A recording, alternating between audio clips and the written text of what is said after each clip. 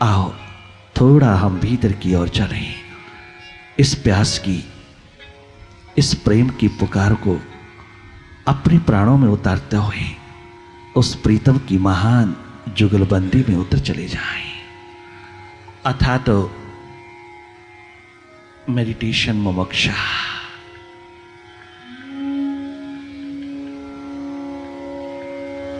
बाहर की दोनों आंखें मूंदते ही भीतर की आंख के समक्ष जो जो भी घटित हो रहा है उसको देखते रहना, केवल देखना और कुछ नहीं करना। सहज अवस्था में बाहर की पलकों को मूंदते ही भीतर जो दिखाई दे रहा है उसको साक्षी दृष्टा होकर के देखते रहना, केवल देखते रहना। भीतर की स्क्रीन पर जो जो उतर रहा है, जो जो उठ रहा है, उन सब का अनुभव लेती रहना, केवल देखना। यही तेरा स्वभाव है, यही तेरा धर्म है।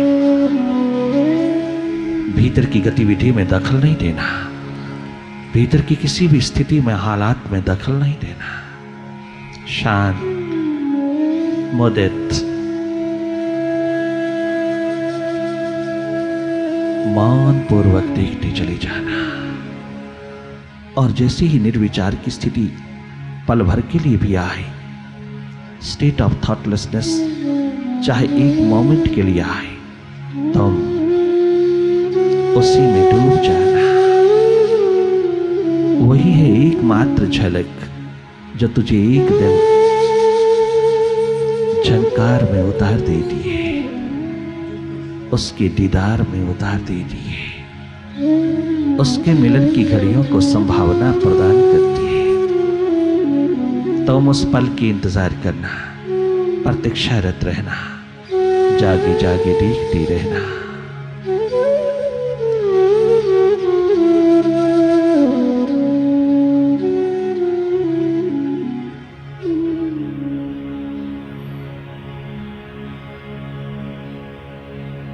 अभी तक मन का भटकाव बना है, अभी तक ये प्यास प्राणों में नहीं उतर रही, अभी तक ये पुकार बनकर के उस प्रीतम के द्वार पर नहीं उतर रही। और थोड़ा गहरा और अपनी त्वरा को जगाना, निरंतर जागे जागे देखते रहना। देखने मात्र से ही भीतर की सारी डस्ट, सारी धूल, सारा कीचड़ धुलता चला जाता है। अंधेरे पतले होते जाते हैं, विचार कम होते जाता है, मन भीतर की ओर मुड़ता चला जाता है, ठहरता चला जाता है, थोड़ा थोड़ा रुकता चला जाता है। उसी मोमेंट में तुझको भीतर की झलक मिल जाती है, जहां शांति, आनंद, मस्ती का आलम उतर आता है। एकमात्र संतुष्टि भीतर के द्वार पर है, बाहर के शिखरों में नहीं, भीतर के द्वार पर, दसम द्वार पर, हृदय द्वार पर।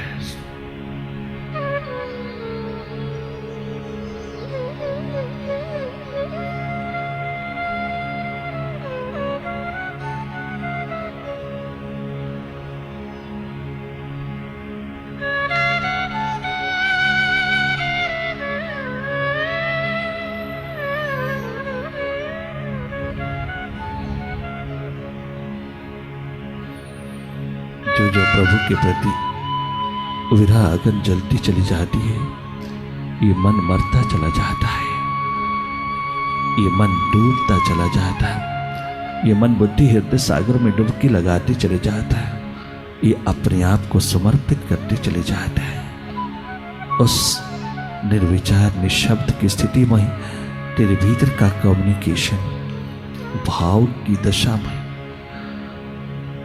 बह उठता है। एकमात्र उसी के लिए दर्द, पीड़ा, व्यथा, तड़पन तेरा श्रृंगार बन जाता है। वो चमत्कारों का चमत्कार वो सौंदर्यों का सौंदर्य, वो आकर्षणों का आकर्षण तेरे भीतर इस तरह से समा जाता है कि तुझे बाहर कुछ भी उसके बराबर नहीं लगता।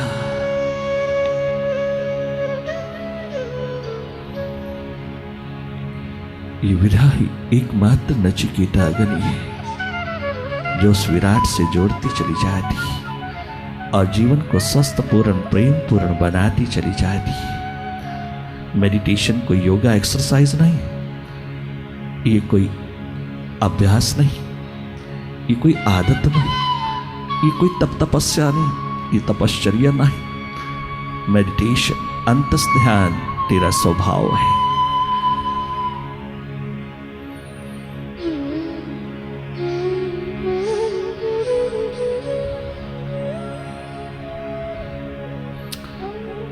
Meditation is the best medicine for all illnesses.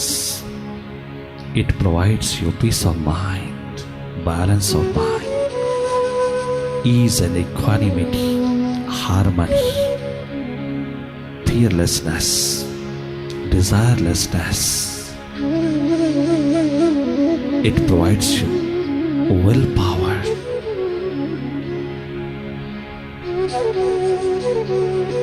and blissful life. Moreover, it is a thirst and a hunger for God's realization, for self-realization. It's a thirst and a hunger for ultimate goal to be attained by you while living on this earth.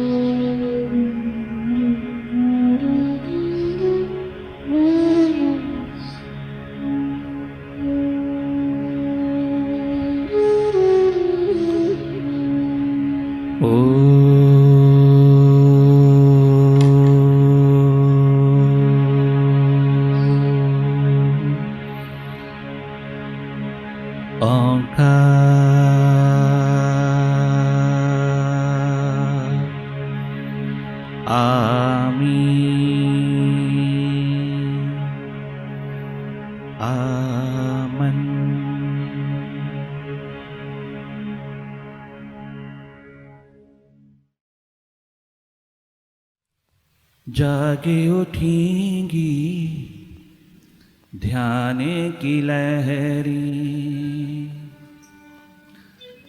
जागे उठेंगी ध्यान की लहरी,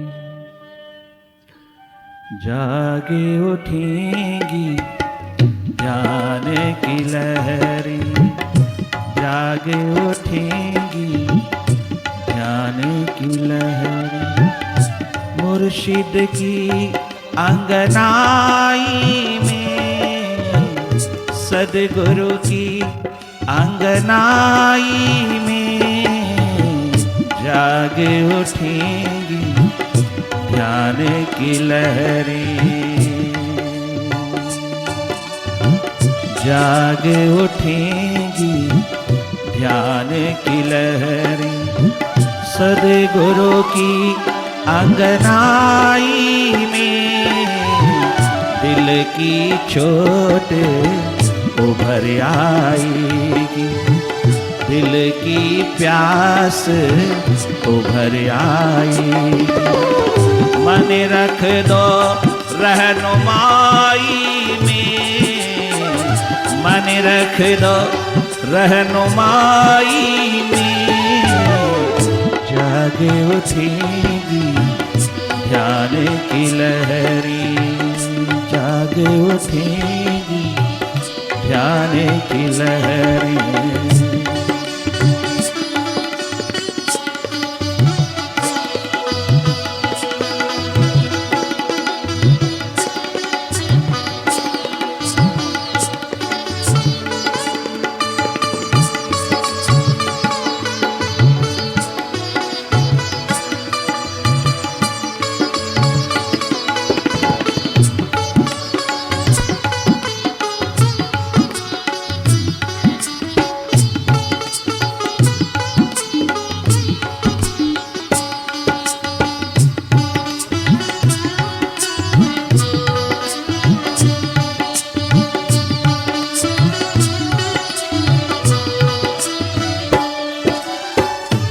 उस मस्ती के आलम में डूबे हुए लोगों में एक सरदार पूरण सिंह भी बैठे हैं,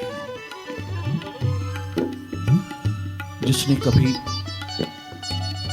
रूहानियत के आलम में उतर करके देखा नहीं था।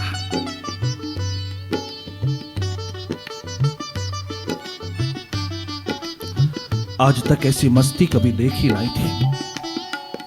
कितनी उन्नति प्रगति, कितनी प्रोग्रेस की उसने मैटीरियलिस्टिक द्वार पर, मैटीरियल के शिखर खड़े कर दिए, परंतु भीतर शांति नहीं, भीतर कोई सेटिस्फेक्शन नहीं, भीतर सब हॉलो शैलो अनुभव हुआ।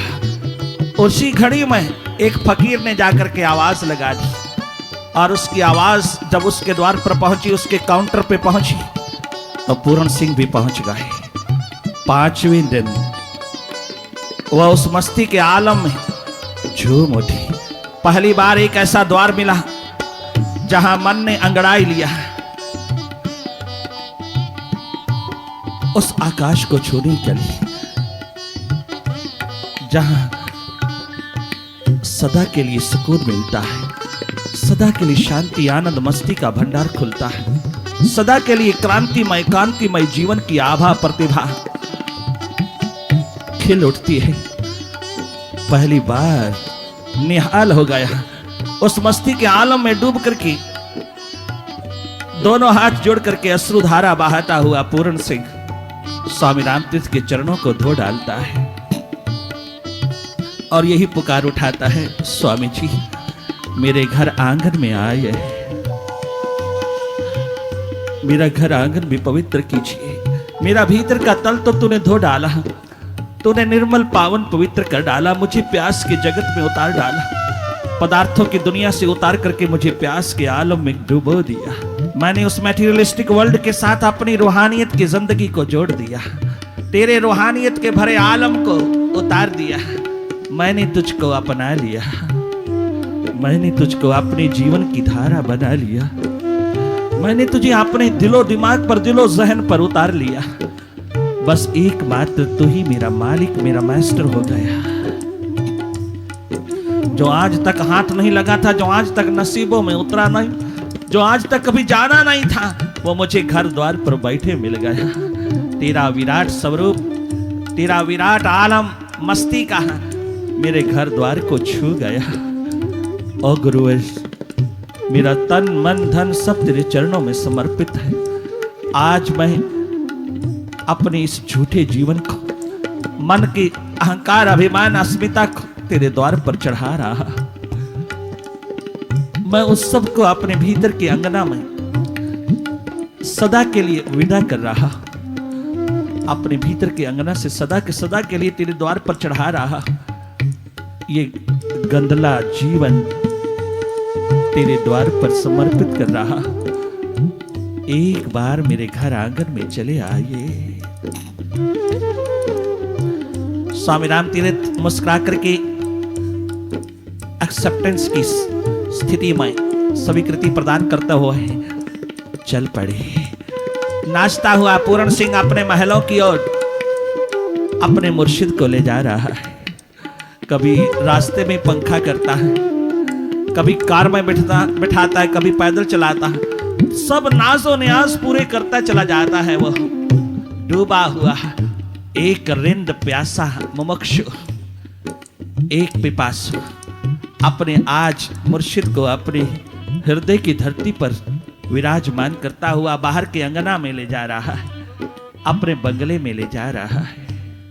और जैसे ही अपने बंगले के ऊपर वाले स्टोरी में उनको विराजमान करता है तो सैकड़ों लोग भी पीछे पीछे आ रहा है। चारों ओर मित्र संबंधी सब सहयोगी इकट्ठे हो गए और वह दोनों हाथ जोड़कर के चरणों में झुका हुआ पूरण सिंह, उस मस्ती के आलम में डूबा हुआ पूरण सिंह अपनी अश्रुधारा से अपने गुरुदेव के चरण धोता है, बेलनी शबरी की तरह चरणामत लेकर के खड़ा हो जाता है और देखता है चारों ओर लोग, उन सबको इशारा करके कहता है, इशारा करके पूरण सिंह आज अपने हृदय के आंगन में उतर करके क्या गजब गाता है।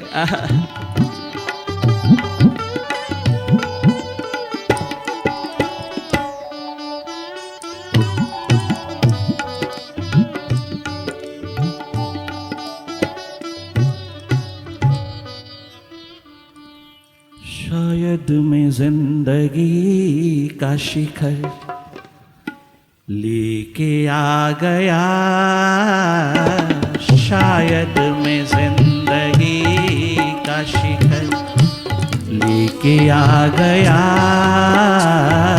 शायद मैं जिंदगी का शिखर लेके आ गया।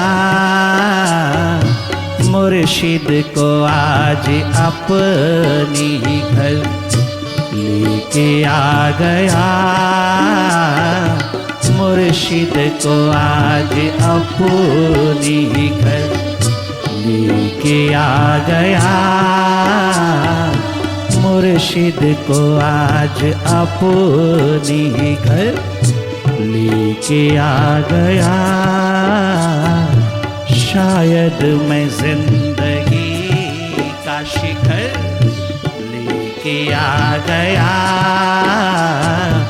शायद मैं जिंदगी का शिखर लेके आ गया, मुर्शिद को आज अपनी घर लेके आ गया, मुर्शिद को आज अपनी घर लेके आ गया। शायद मैं जिंदगी का शिखर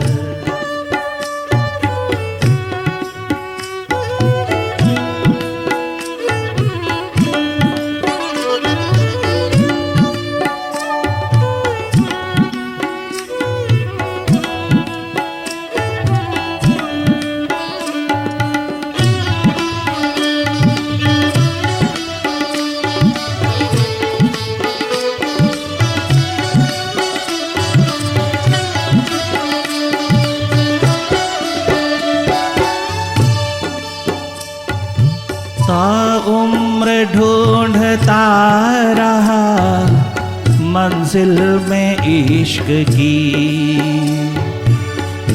उम्र ढूंढता रहा मंजिल में इश्क की, उम्र ढूंढता रहा मंजिल में इश्क की, उम्र ढूंढता रहा मंजिल में इश्क की। अंजाम ये कि गर्दे सफर लेके आ गया, अंजाम ये कि गर्दे सफर लेके आ गया। शायद मैं जिंदगी का शिखर लेके आ गया, शायद मैं जिंदगी का शिखर लेके आ गया।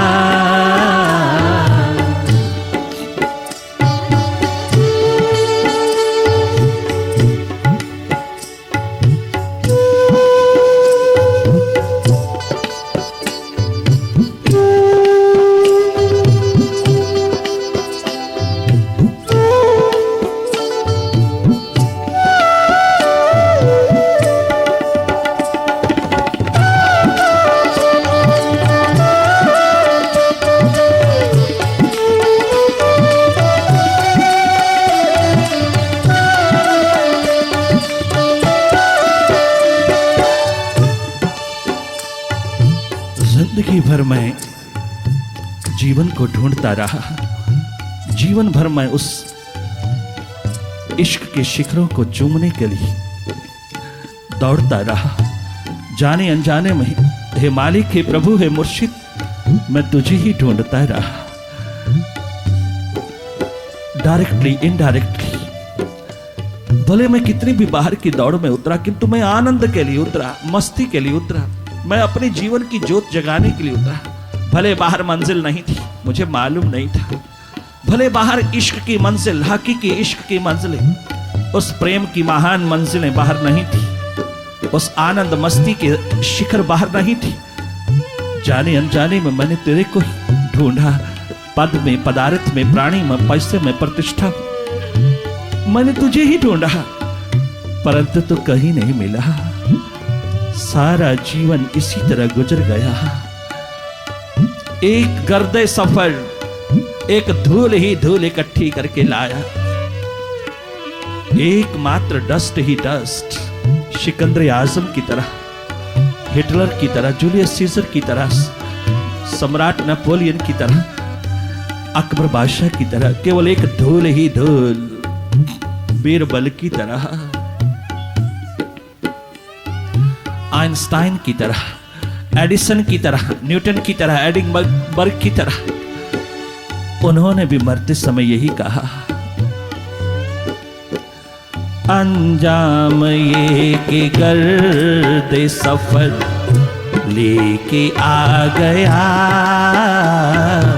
अंजाम ये कि गर्दे सफर लेके आ गया।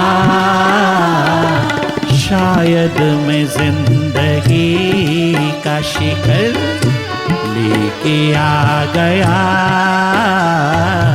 मुर्शिद को आज अपनी ही घर लेके आ गया। मुर्शिद को आज अपनी ही घर लेके आ गया। शायद मैं जिंदगी का शिखर।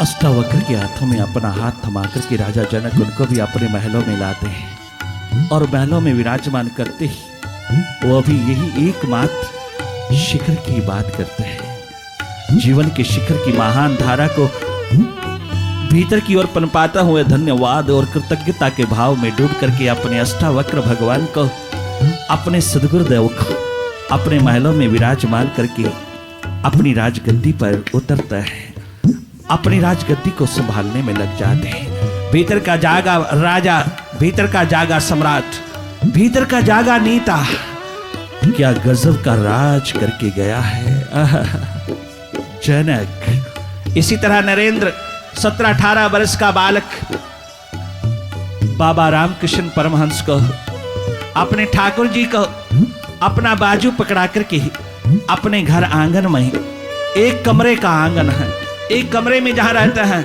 उन्हें अपने घर आंगन की ओर ले जाता है।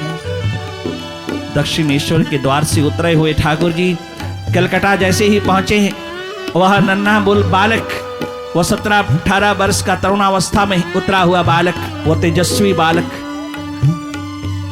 वो आभा प्रतिभा का मालिक, वह भीतर की प्यास का एकमात्र मुमुक्षु, डूबा हुआ अपने सत्य की प्यास में अपने मुर्शिद को अपने घर आंगन में लेकर के कहता है, मां देख देख,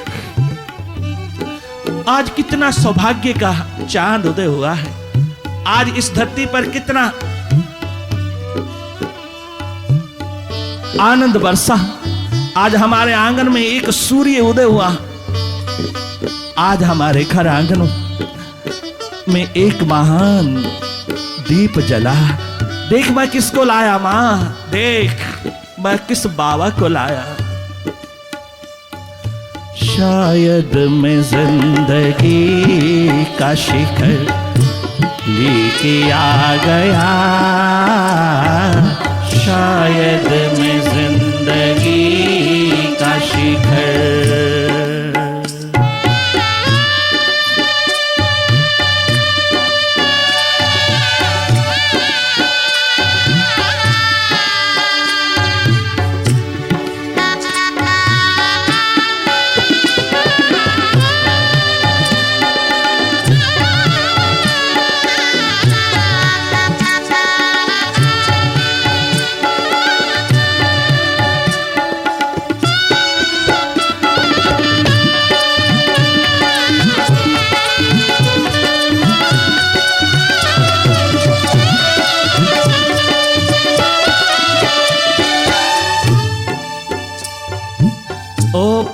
प्यारे सनम कदे भी ना आता मैं लौट कर।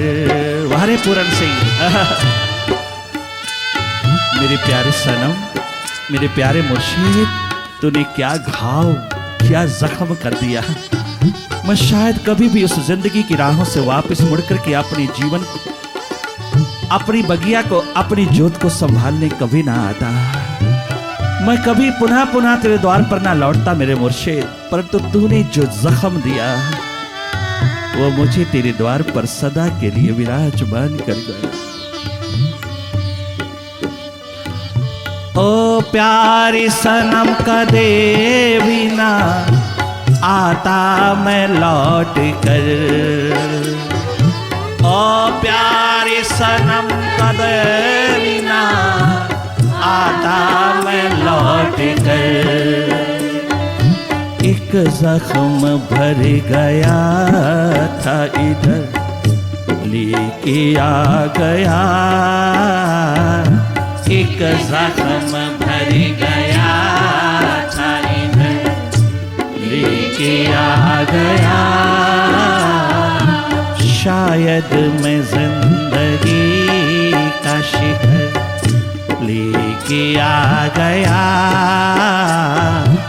कातिल को आज अपने ही घर लेके आ गया। कातिल को आज अपने ही घर लेके आ गया। शायद मैं जिंदगी का शिखर लेके आ गया। शायद मैं जिंदगी का शिखर